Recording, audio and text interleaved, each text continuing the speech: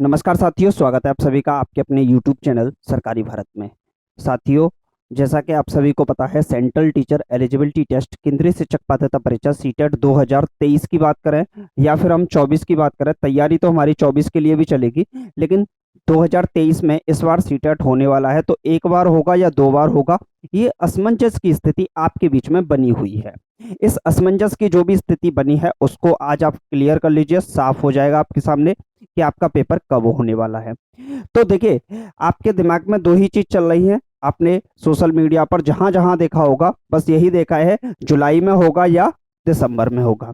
ये सबसे बड़ा मूर्खता, बड़ा प्रश्न आपके दिमाग में चल रहा है इस समय। ये होना ही नहीं चाहिए, क्योंकि पेपर चाहे जुलाई में हो या दिसंबर में हो, इससे कोई फर्क नहीं पड़ता। आप अपनी तैयारी को उसके लिए बेस्ट कर दीजिए, क्योंकि पेपर आपका क्वालिफाई होना चाहिए। सबसे बड़ी बात यह है। चलिए, फिर भी मैं क्लियर कर देता हूं कब होगा। देखिए, एनईपी 2020 की बात करें, नेशनल एजुकेशन पॉलिसी 2020 की बात करें, तो यहां पर इन्होंने साफ साफ बोला था जो कि पात्रता परीक्षाएं हैं उनको आप साल में 2 बार कराने का प्रयास कीजिए। इस बात को 2 साल हो गया, 2023 चल रहा है, 2 साल हो चुके हैं, और इसके लिए सीबीएसई के थ्रू या एनटीए नेशनल टेस्टिंग एजेंसी के थ्रू आप इन परीक्षाओं को करवाइए, जो एनटीए भी कराता है और सीबीएसई भी कराता है। तो जो परीक्षाएं हैं वो आपकी अब साल में 2 बार होने जा रही हैं। धीरे धीरे करके जितनी भी परीक्षाएं, पात्रता परीक्षाएं, वो साल में 2 बार हो रही है। तो ये तो पक्की बात है कि आपका जो एग्जाम है, ये मान लीजिए 99% जो मैं आपको बता रहा हूं ये आपका होने वाला है। 1% केस में तो कुछ बोल नहीं सकते, लेकिन 99% यही होगा। आपका जो एग्जाम है वो जुलाई मंथ में होगा।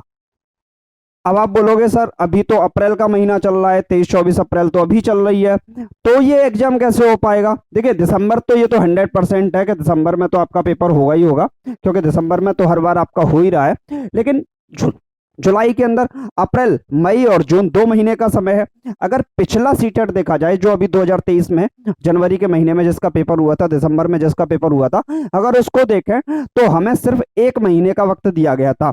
यानी कि आपका पेपर नवंबर में आपसे फॉर्म भरवा लिए इन लोगों ने, और नवंबर तक फॉर्म भरवाने के बाद सिर्फ 1 महीने का गैप था, और दिसंबर में आपकी परीक्षाएं भी शुरू हो गई थी। यानी कि आपको समय ही नहीं दिया था। 30-35-40 दिन का समय देने के बाद तुरंत आपकी परीक्षाएं हो गई और आपका रिजल्ट तक भी आ गया। इसका मतलब 2 महीना इनके लिए बहुत बड़ा समय है, सीबीएसई के लिए बहुत बड़ा समय है। अगर ये चाहेंगे तो आपका मई के अंदर नोटिफिकेशन निकलेगा, मई में 20-25 दिन तक आपके फॉर्म भरवा लेंगे। जून का इनके पास पूरा समय है, वेंडर्स वगैरह जितने भी हैं वो ये अलॉट कर देंगे, आपका जुलाई के अंदर पेपर हो जाएगा। तो कोई बड़ी बात थोड़ी है।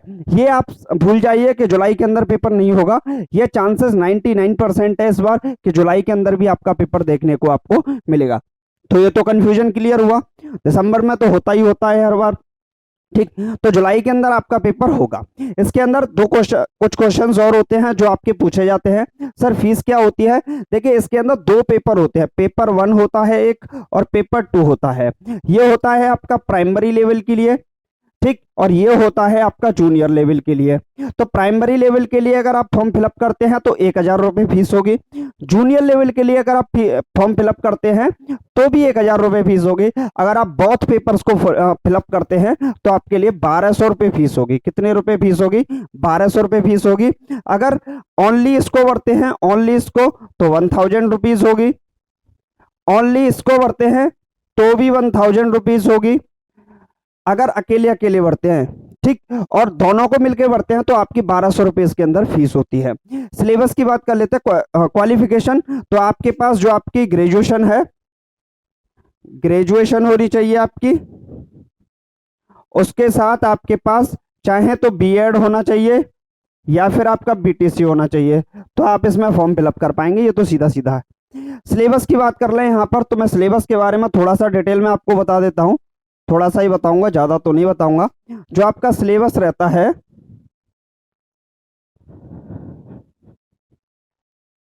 सिलेबस रहता है प्राइमरी लेवल के लिए बात करते हैं हम सबसे पहले। तो प्राइमरी लेवल के लिए जो सिलेबस रहता है, इसमें 150 नंबर का आपका आता है, 150 नंबर का, और इसमें 150 मार्क्स का आएगा, 150 ही क्वेश्चन होंगे।